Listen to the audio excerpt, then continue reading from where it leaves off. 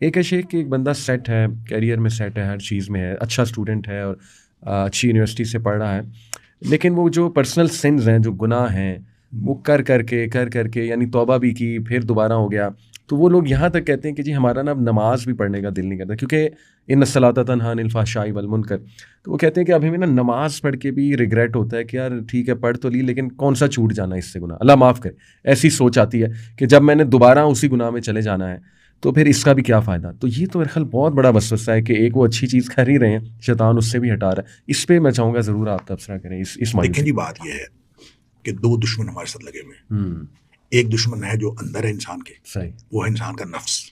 ان النفس لامارۃ بالسوء، بالکل.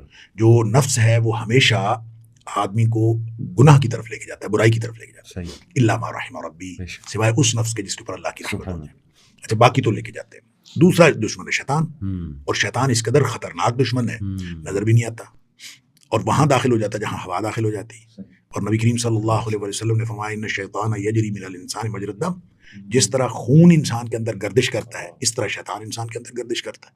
تو وہ یہ وسوسے بھی ڈالتا ہے، یہ انسان کو پریشان بھی کرتا ہے، انسان کو مایوس بھی کرتا ہے. اور اس کے جو سٹیپس ہیں، یہ سٹیپ بائی سٹیپ انسان کو مایوس اور پریشان کرتا ہے. قرآن کہتا ہے ولا تتبعوا خطوات الشیطان، شیطان کے قدموں کی پیروی نہ کرو. یہ نہیں فرمایا ولا تتبعوا الشیطان، شیطان کی پیروی نہ کرو. یہ قدم با قدم آپ کو مایوسی کی طرف، اندھیرے کی طرف، برائی کی طرف لے کے جاتا ہے. ایک دم اگر کہے کہ یہ فلاں برائی کرو، کوئی شخص اس کی بات ماننے کے لیے تیار نہ ہو.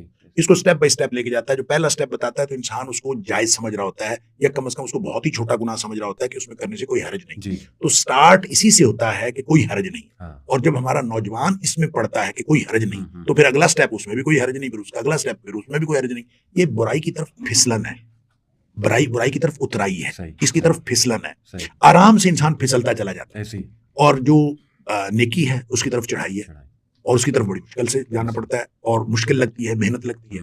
اور نبی اکرم صلی اللہ علیہ وسلم نے فرمایا کہ جو جنت ہے اس کے گرد جو باڑ کی گئی ہے، وہ جو نفس کو کام ناپسند ہوتے ہیں، مکروہات نفس، یعنی حجبت الجنت بالمکارہ وحجبت النار بالشہوات. جہنم کے گرد جو باڑ ہے وہ ان باتوں کی ہے جو انسان کو اچھے لگتے ہیں، مرغوبات نفس، شہوات نفس. جو اچھے لگتے ہیں وہ پھسلا کے جہنم میں لے جاتے ہیں.